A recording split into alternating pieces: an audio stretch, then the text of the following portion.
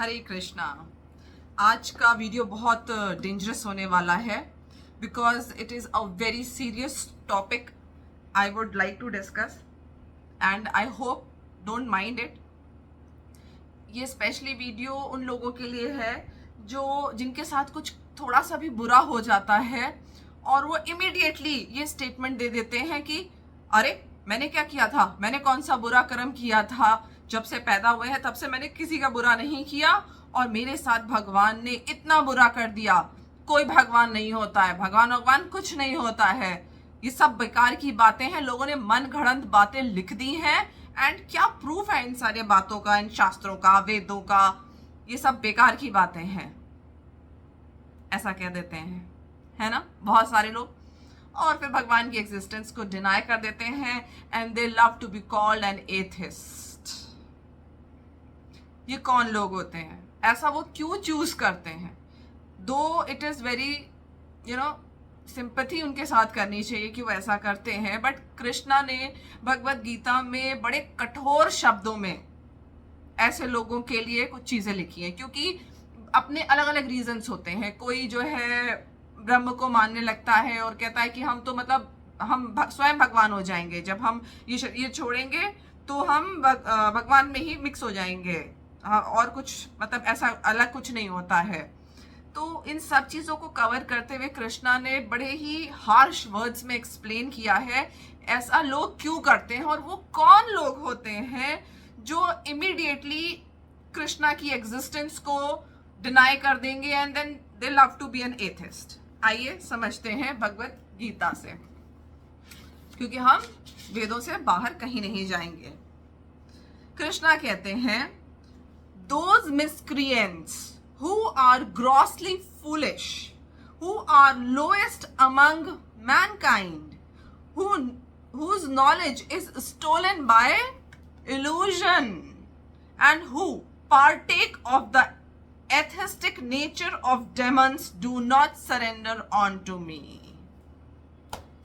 कृष्ण कह रहे हैं जो निपट मूर्ख हैं, जो मनुष्यों में अधम हैं, जिनका ज्ञान माया द्वारा हर लिया गया है, तथा जो असुरों की नास्तिक प्रकृति को धारण करने वाले हैं, ऐसे दुष्ट मेरी शरण ग्रहण नहीं करते।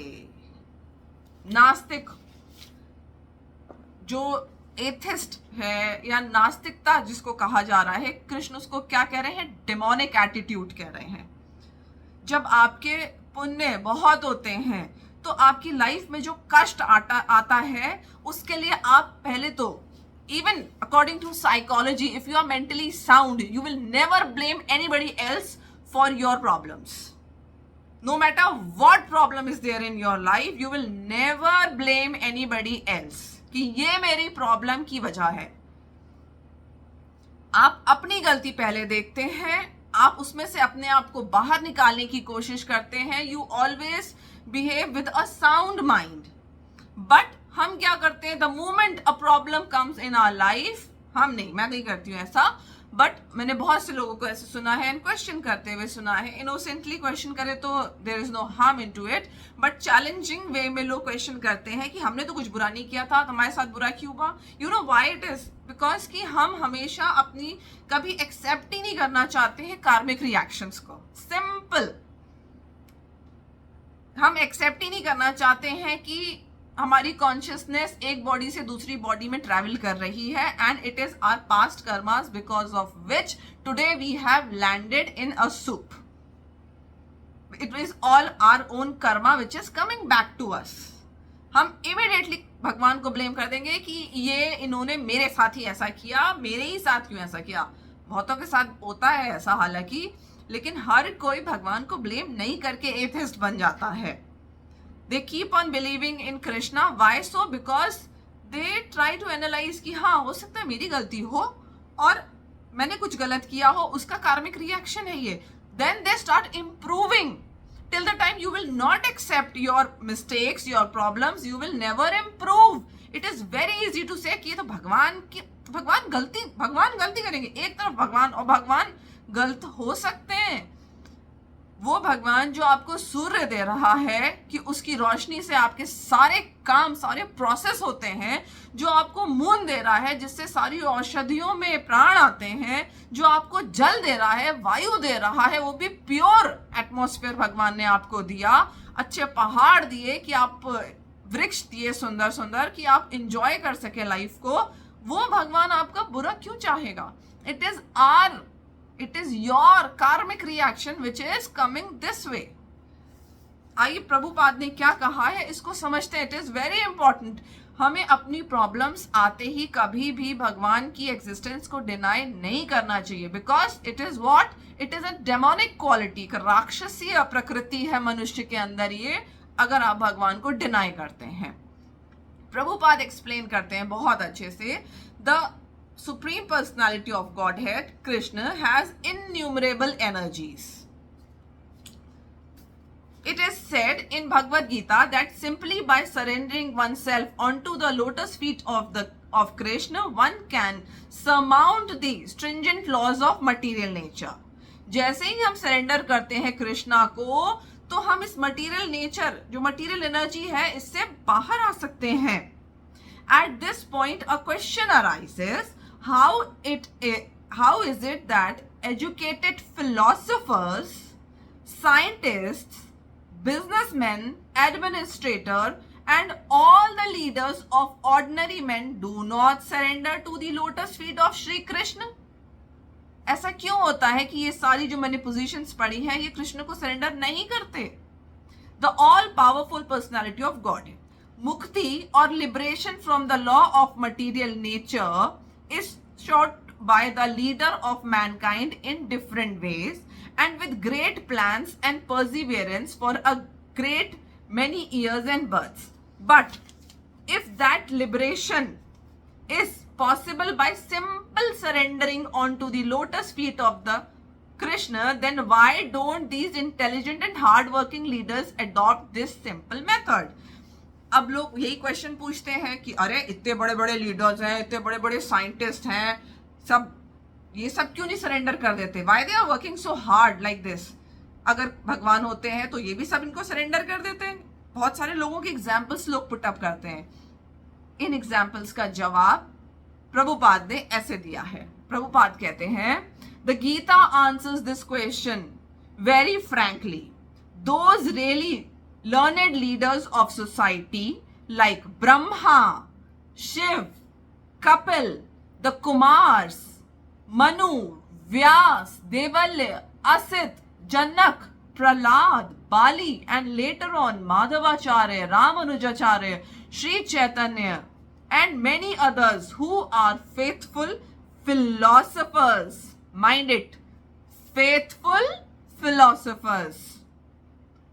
Politicians, ये सब क्या थे? They were faithful philosophers, they were politicians, they were educators, and they were scientists.